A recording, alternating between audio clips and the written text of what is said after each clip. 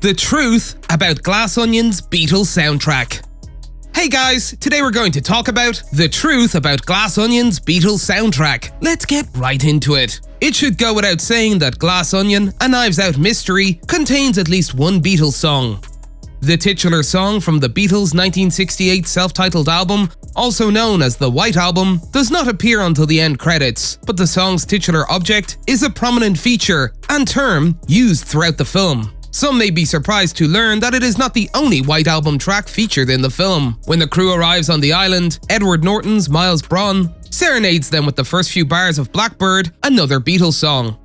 What makes these two choices so impressive is not just that they are fun homages for Beatles fans, but also how intricately they tie into the plot and themes of the film.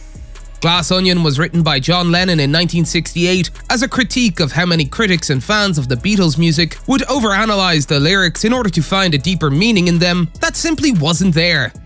The Glass Onion is a metaphor for this, looking too deeply into something transparent for multiple layers, as many Beatles fans did in songs like A Day in the Life and Lucy in the Sky with Diamonds that simply weren't there.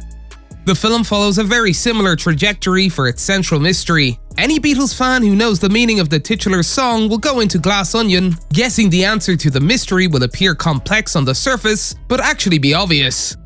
They will be right. The plot element is foreshadowed in Glass Onion's opening, when the majority of the cast solves a series of complex puzzle boxes to find a simple invitation, while the film's heroine, Janelle Monáe, simply breaks the box to pieces.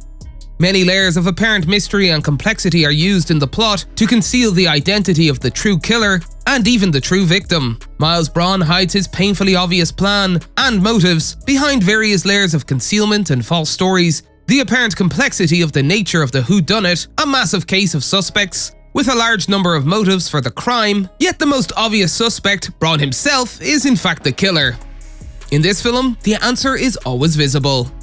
The significance of the second Beatles song, however, is much more oblique and easier to miss. Blackbird, also off the White Album, was written by Paul McCartney. According to McCartney's 2021 The Lyrics memoir, the other story has to do with Blackbird being slang for a black girl. At the time, in 1968, when I was writing Blackbird, I was very conscious of the terrible racial tensions in the US.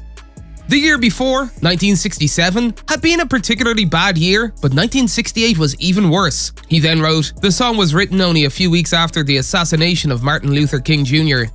That imagery of the broken wings and the sunken eyes and the general longing for freedom is very much of its moment." While Glass Onion avoids any direct commentary on racism, the subtext of the film's core plot is clear: a white man appropriating a black woman's work to become wealthy and claiming her ideas as his own. The main plot follows Janelle Monáe's Helen, the identical twin sister of Andy, the inventor whose work Braun has stolen, in her efforts to uncover how Braun murdered her sister in order to conceal his crimes. In the end, she succeeds in bringing down his empire, if not necessarily exposing his murder, and Glass Onion concludes with a shot of her face, taking in her triumph.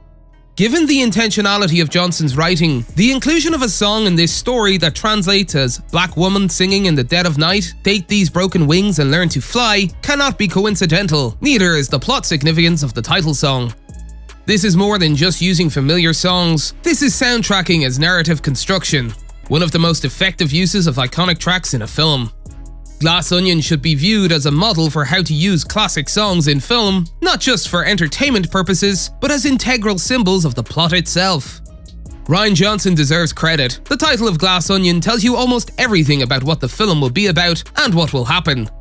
He landed on it as a metaphor pretty early on. Johnson told Netflix earlier this year, "I literally got out my iPhone and searched my music library with the word glass." He then said, "There's got to be some good glass songs." I was like, oh, is it a glass fortress? Is it a glass castle? Is it a glass man? The first thing that came up, because I'm a huge Beatles fan, is Glass Onion. Hence the huge dome much of the action takes place in, a see-through stage for a story about a man with nothing inside of him. However, the Beatles song that serves as the title and closes out the credits is more than just a nice nod. It's crucial to peel back the layers of this onion. Johnson has said he was always surprised when I was showing the script around how many people didn't know it was a Beatles song.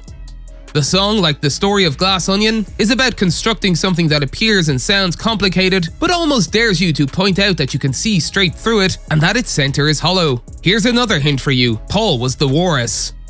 That's all for today, and we'll be sure to catch you all in the next one.